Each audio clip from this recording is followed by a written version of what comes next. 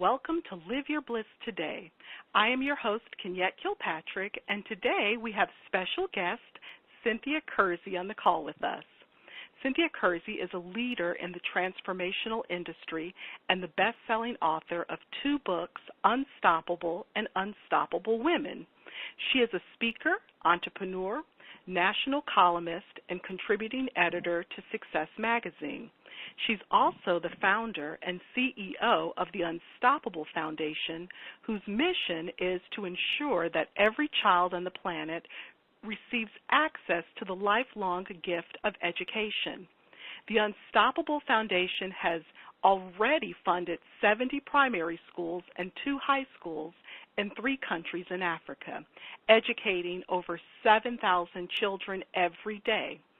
Cynthia's passion is showing how each of us can solve the world's most seemingly impossible challenges through simple individual actions.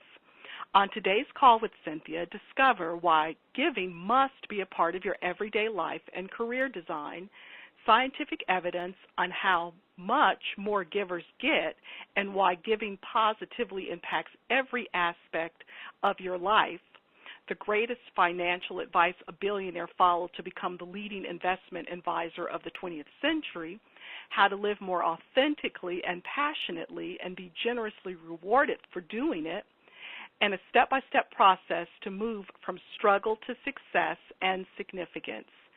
And when you follow Cynthia's system, not only will your business explode, but your entire life will get better.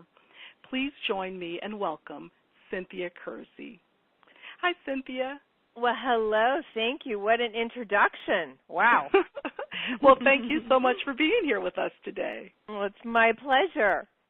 Well, wonderful. Well, Cynthia, tell us about your journey of how you integrated giving and a social purpose into your business and how it transformed your life. So, it wasn't an intention. It happened as a result of life happening. And I had, in 1996, I quit my job, cashed in my entire life savings, downsized my life to write my first book, Unstoppable. Mm-hmm. And so I'm living my purpose, and all of the challenges that it takes to go from a corporate career to, being a solopreneur. And so the book is out, and I'm living my purpose, and 18 months after that, my 20-year marriage ended. And I hadn't anticipated that happening, and I called my friend and mentor, Millard Fuller, the founder of Habitat for Humanity, and, of course, I was very distraught, and I talked to him, and he said, when you have a great pain in your life, you need a greater purpose. And I said, well, I'm living my purpose, right? I mean, I quit my job, cashed my entire life savings to write Unstoppable. Mm-hmm. And as I really checked in, I realized that, that wasn't big enough.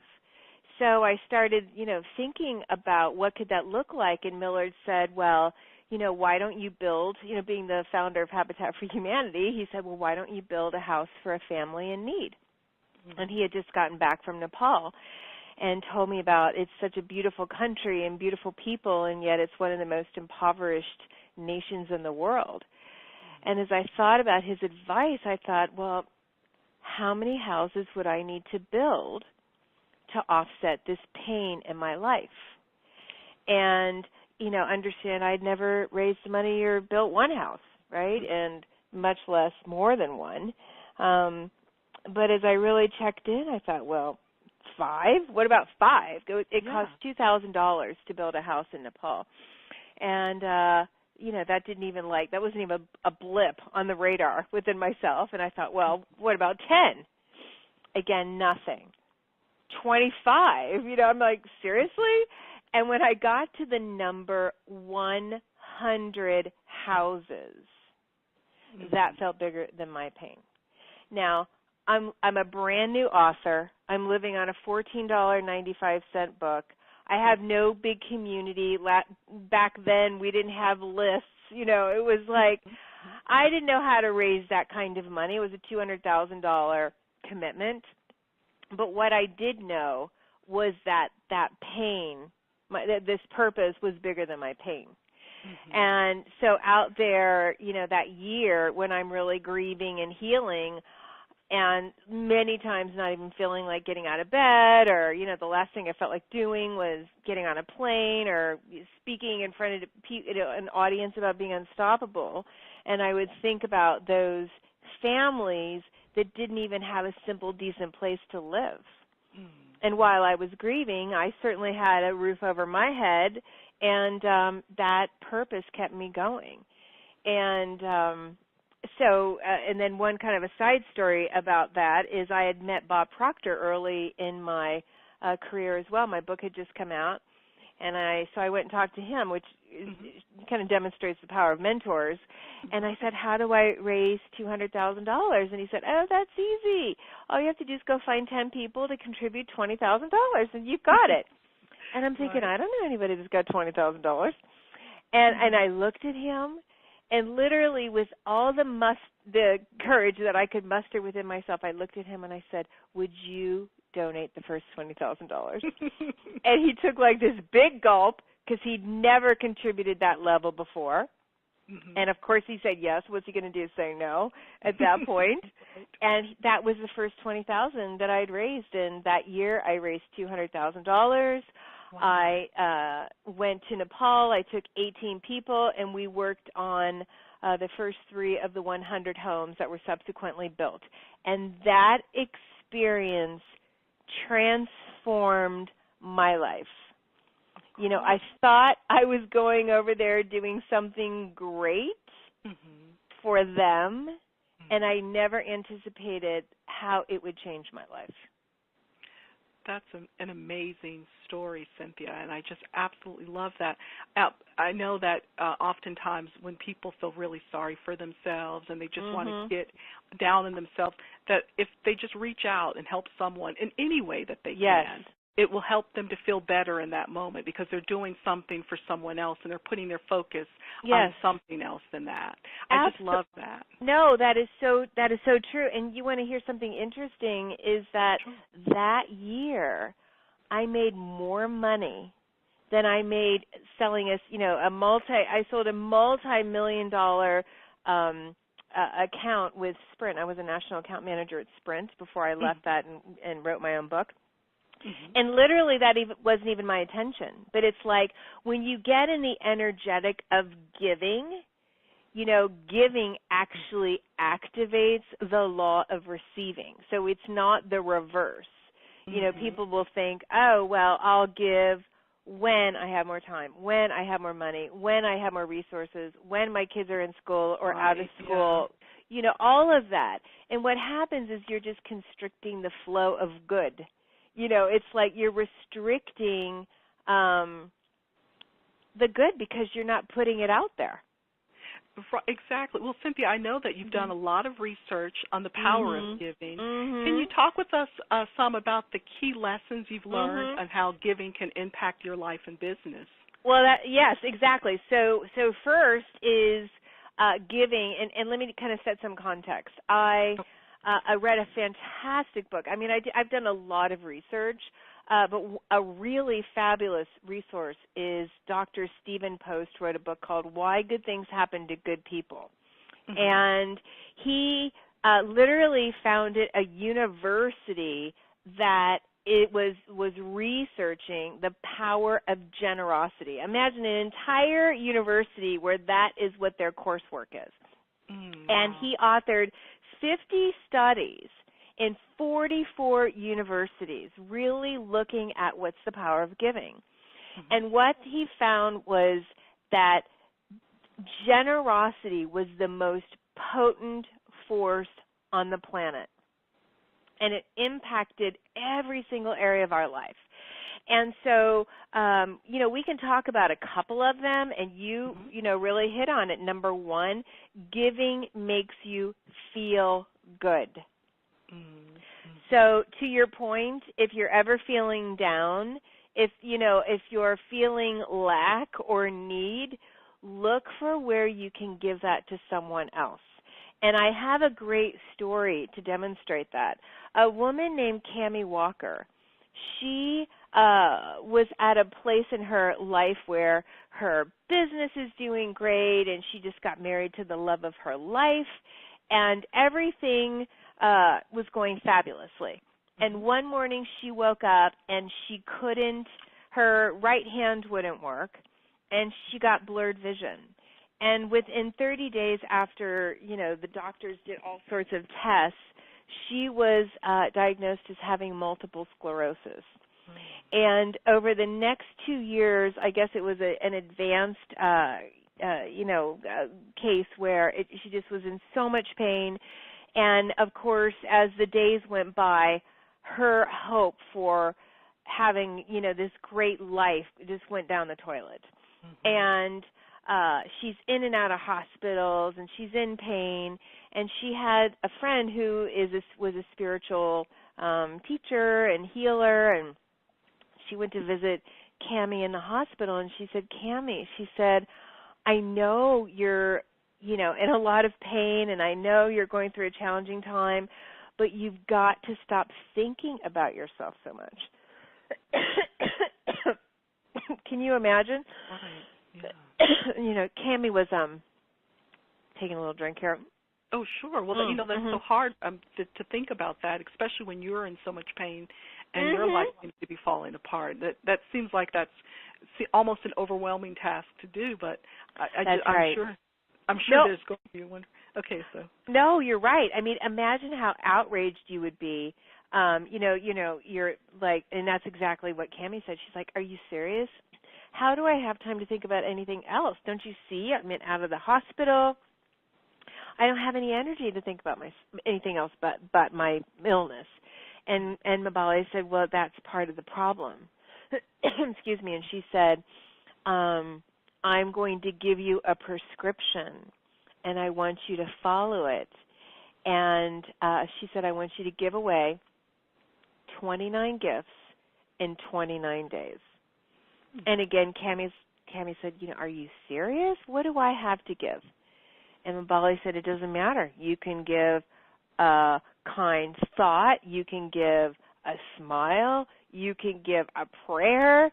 Like, it doesn't matter what you give, but give from a place of abundance and with no attachment to how they respond.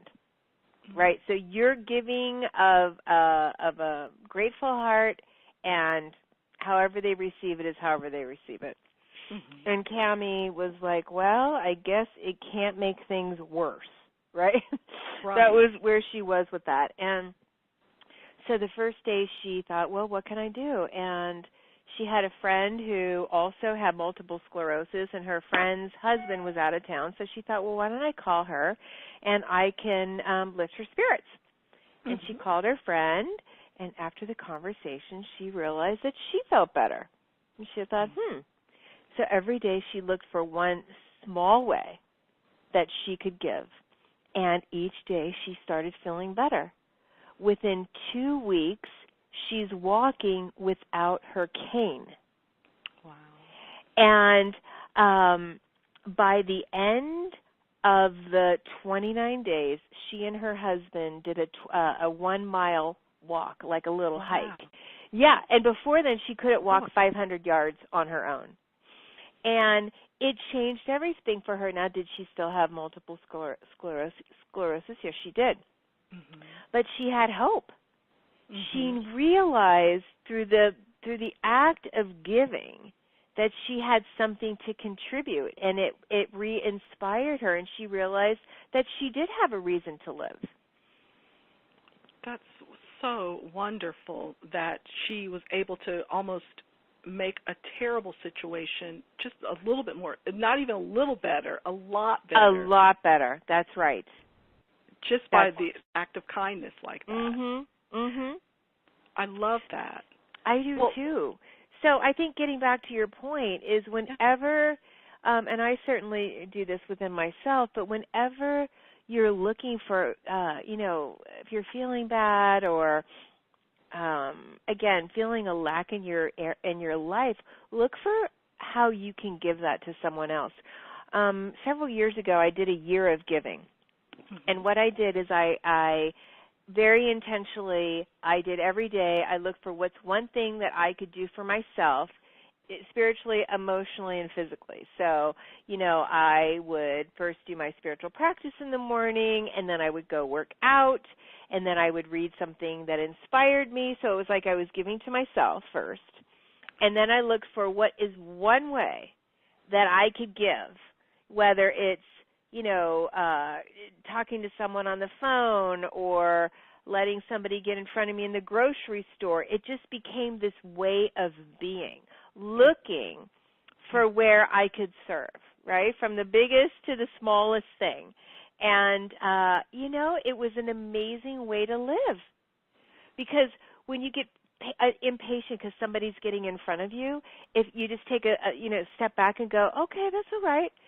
I'm going to intentionally give to that person. It shifts the energy around that. Mm-hmm.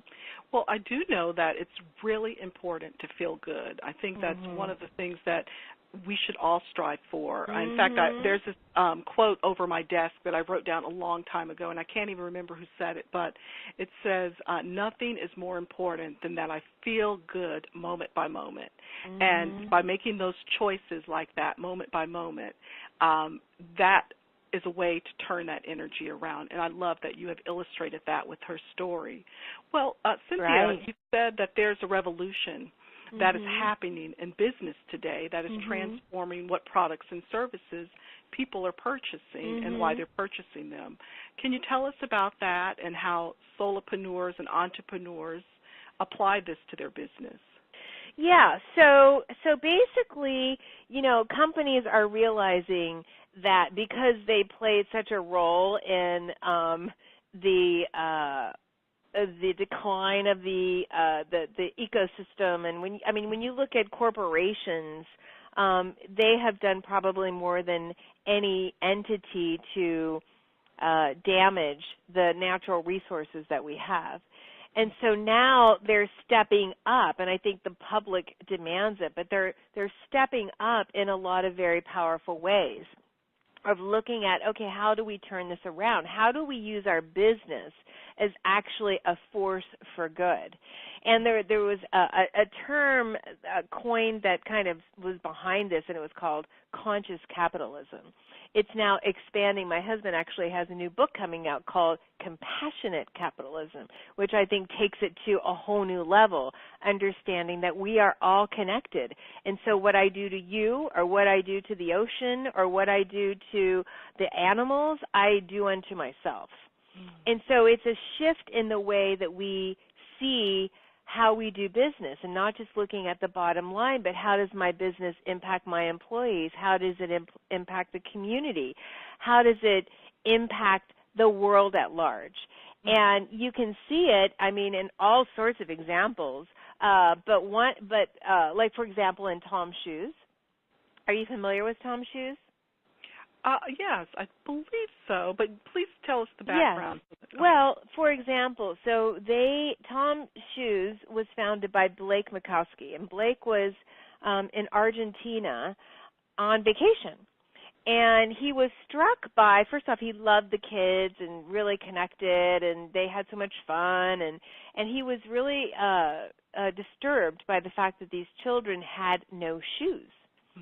And he thought, he was so disturbed by it that he made a decision that he was going to start a business that would provide shoes for children in areas where they didn't have it. And he came up with a model, buy one, give one. And so for every pair of shoes that you buy at Tom's Shoes, they donate a pair of shoes to a child in need. Oh, okay. Yeah. And so they, I think they have distributed now 100,000 shoes, and or was it more than that? Hold on. They're almost, like $1 billion organization in 8 years. It's extraordinary, the level of success. And now they're doing the buy one, give one for glasses and for clean water. such a great idea. Isn't it? I love that. It is, because you will normally buy things for yourself anyway, and then the idea that you're helping someone through the purchase that you're making. That's right. Excellent. Yeah, exactly. So basically, and you don't have to have be a large corporation to be able to give back. I mean, you can be a solopreneur. Well, look at me when I started my book, right? I was an author. I didn't have a big community, anything, but I decided that I wanted to build those houses with Habitat for Humanity. So when I was out there speaking, I shared it with people, gave people an opportunity to contribute, and then I called it the Unstoppable Nepal Build. And shared it. I had no attachment to people saying yes or no, but literally within 1 year I raised $200,000. And after that, I started integrating giving in every single project, every single book I did. And the Chicken Soup for the Soul series, they did the same thing. They attached a nonprofit to every book that they wrote, donating a percentage. So there's all sorts of creative ways that you can do that. You just simply have to bring the intention that you want to have a business in which you're a force for good. I wanted to ask you, because you worked with Habitat for Humanity to raise money, and eventually you have an organization, the Unstoppable Foundation, but that's not the goal of that foundation anymore. Can you explain how you came about with the Unstoppable Foundation? Yeah. So I, as I said, I did a lot of different philanthropic projects, and when my second book, Unstoppable Women, came out in 2005, I was looking for that next project. And I received an invitation to attend a rural African women conference in Kenya. And I knew one person that was going, and the only thing I knew about that event was that women from East Africa were going to come together and share their stories. And, intuitively, I felt like I needed to go, even though it certainly wasn't the right timing, and I had to, kind of rearrange my schedule and get my flight booked and all that kind of stuff. But I went over there, and I heard day after day, story after story about these women, courageous women, and what they were dealing with every single day to keep their kids alive. And they're looking for solutions. How do we get access to clean water for our children? So that the daughters aren't fetching water all day, and the women as well. Or how do we deal with when our children get, malaria or typhoid or, things that we don't deal with. Right. And the number one thing that they dreamed for and they cared for their hopes for their child was, how do we get our children in education? Because without it, nothing will change. The cycle of poverty will continue. And when I was leaving, we were dancing and we were crying, and one of the women looked at me and she said, "Please don't ever forget us." And I thought, all right, great. What am I going to do? What can I do? The problem is too big, and it's been going on for too long, and what do I know? Right. But I promised him that I would do something. And I came home, and a friend of mine, Debbie Ford, her son, for his bar mitzvah, instead of asking for gifts, asked people to donate money to build a school in Uganda. And when I heard about that, I thought, I'm turning 50. I'm going to turn my 50th birthday into a fundraiser. And I had a party, and I invited 100 people. And that night, I charged people to come, and then I asked people for more, gave them another opportunity to contribute, and we raised $80,000 that night. And that again, it's like these pivotal moments. And that night, I thought, wow, if I could do that in one night, what could I do if I actually put my mind to it? So at that point, I really got serious. I really started looking for what are some deeper solutions, what are the roots to this problem and how do we really fix it, and learn that, there are a lot of great organizations building schools, and in 5 years they're empty. And I looked at why are they empty? And it's because, you can build a school in a developing country, but if you're not providing access to clean water, girls are fetching water and they're not in school, and then they're drinking contaminated school water and they're sick. And if you don't provide access to health care, children can't come to school. They're too sick. And if you don't provide a nutritious meal, the children, their bellies are not full and they can't focus and concentrate. And if you don't teach the parents how to generate an income, it isn't sustainable. So I started searching for, a partner to implement these 5 pillars, and I found that partner. And 6 years ago, I was kind of doing it on my own with my business, and 6 years ago I left my Unstoppable business to run the foundation full time. So we're now, as a matter of fact, now we're educating over 9,000 children a day. We are impacting over 45,000 community members with those 5 pillars I talked about: education, health care, food and nutrition. They have organic gardens at the school, and then of course the training for the parents. So that's kind of been my own trajectory, and my own commitment actually is to help people, businesses like I had, right? I wanted to make a difference, but I didn't want to start a Habitat for Humanity, so I plugged right into them.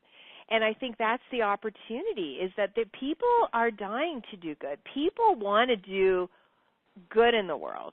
They just don't know how to do it, where to go. Can they trust that their money is going to where people say it's going to go? That whole thing. And once you find someone, that's why we have really fit that niche, right? Our financials are impeccable. 100% of the money that people donate, the public money that goes to that donates to us, goes directly to our international programs.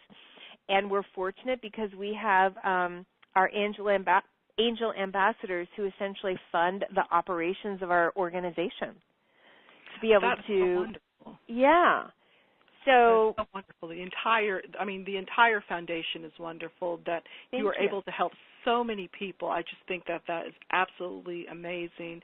And I was looking at your site today, and as I was reading through it, I read something that jumped out at me was, according to the United Nations, education has a larger impact than any other form of health. That's and right. just by learning to read and write, 171 people could be lifted out of poverty. And I think that's just so amazing. Well, Cynthia, I wanted to know, the Unstoppable Foundation has a turnkey platform that allows entrepreneurs and individuals an opportunity to make a massive difference in the lives of children and their families. Can you tell us just a little bit more about that, especially for listeners who are interested in that? Of course. So basically the model that we have is, it's called Sponsor a Village. And what that means is it's exactly what we talked about. So it's that 5-pillar approach. So we give individuals, organizations, an opportunity to sponsor a village or a percentage of a village by either tithing to the foundation. We have a platform called myunstoppablechallenge.com where you can use your birthday. So, there are people who'd like to use their birthday, but they don't want to have to throw a party and rent the restaurant or whatever. So literally it's a fundraising platform where we've made it really easy so that you can use a special day. We have people, Eric Coover and Peter Kelly, they're getting married, and they're creating something called a Giving Moon, where their goal is to raise money to help us, bring in the Sponsor Village model into a community. And they've already raised $100,000 doing that.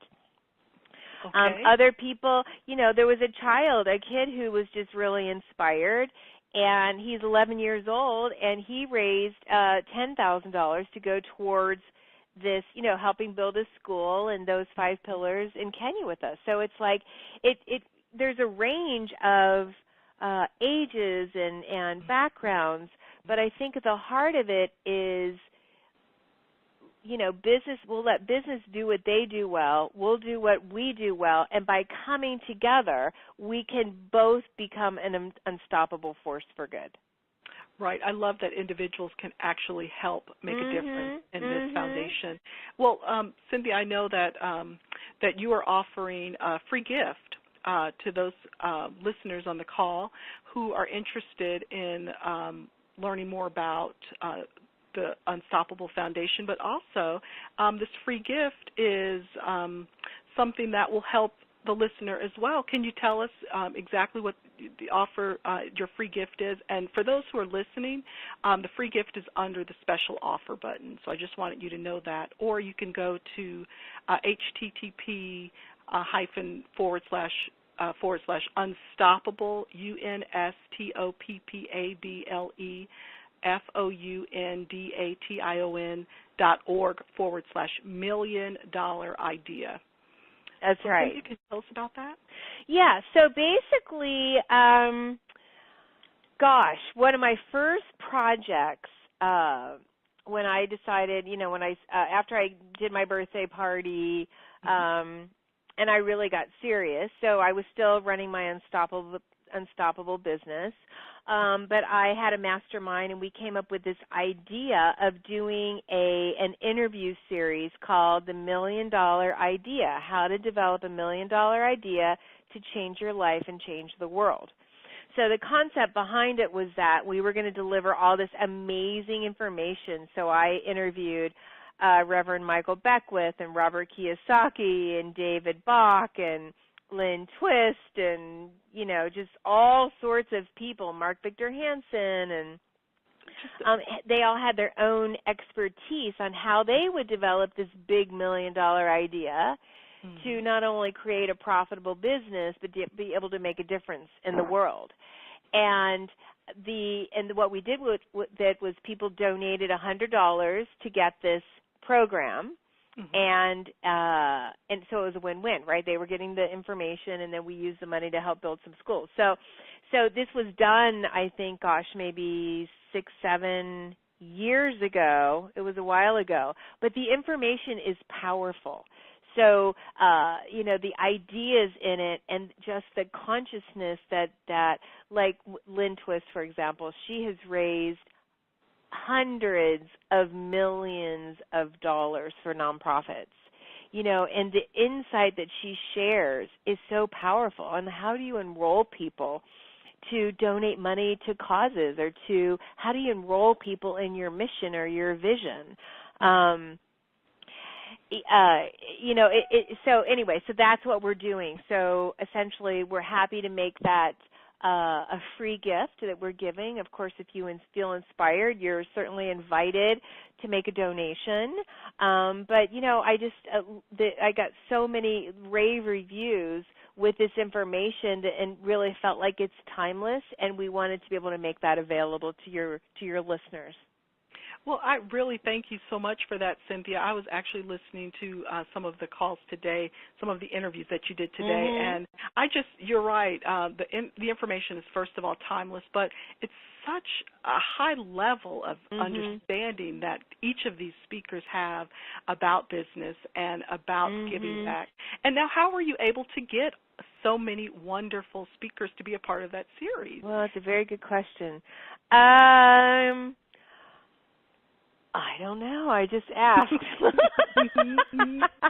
Oftentimes that's what you need to do. I have to say, a lot of them were, people I knew because I was in the transformational industry. So, some of them I knew, many of them I knew already. So that helped.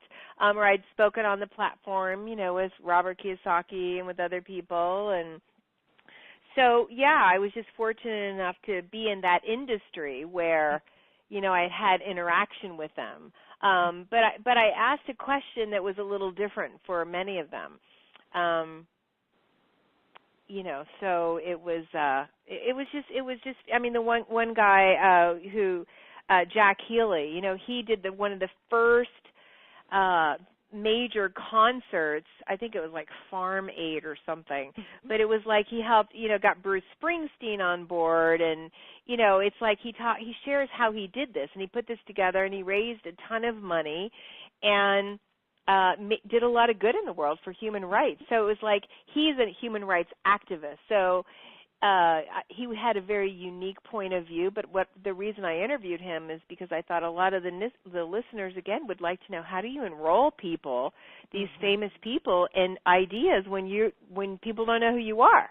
How do you get people to say yes? So it's just a range of business people and entrepreneurs and philanthropists and activists and all really sharing their stories and their kind of strategies. Yeah, well, Cynthia, I again want to thank you for offering our listeners that free gift. I think it is of such high value. It's priceless. And I wanted to also just reiterate what Cynthia mentioned, that when you go to the site, you can also donate to the Unstoppable Foundation if that resonates with you. But it's just such a wonderful opportunity to learn from these teachers that many people have had to pay to listen to, and now Cynthia is offering it to you as a free gift. So thank you so much for that. Well, it's my pleasure.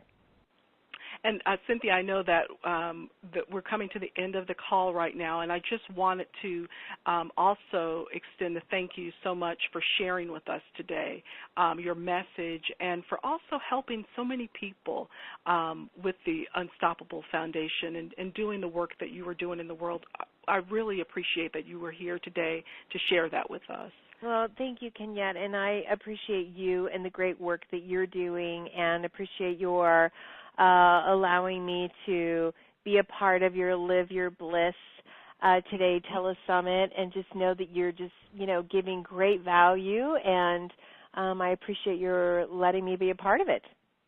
Well, thank you for that. I really appreciate that. And I also wanted to just say to our listeners to thank everyone for listening in to this call today. I am so grateful for all of you who listen every week. My hope and intention is that you not only hear the messages shared, but that it affects you to want to also make positive and lasting change in your life from whatever has touched your heart. Remember, you are the only one who can make the changes that help you. And when you give of yourself to help others in any capacity, that is also growing you as a person. The Unstoppable Foundation is a wonderful way to give back. So if you are not currently doing something like this, ask if this may be your way of helping others. I'm sure if you ask yourself, how may I serve today, the universe will surely answer that question. So as always, I encourage you to continue to listen to our series and join us next time on Live Your Bliss Today. Take care.